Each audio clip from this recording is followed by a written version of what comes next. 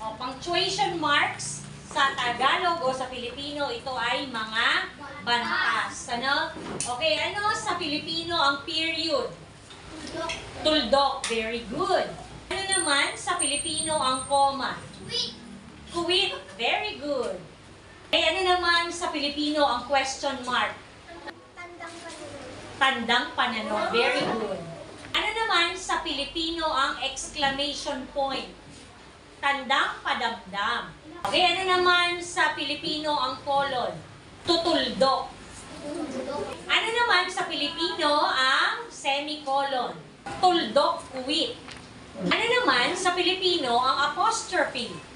Kudlit.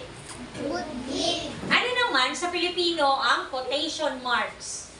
Panipi. Eh, ano naman sa Filipino ang hyphen? Gitling. Ano sa Filipino ang asterisk?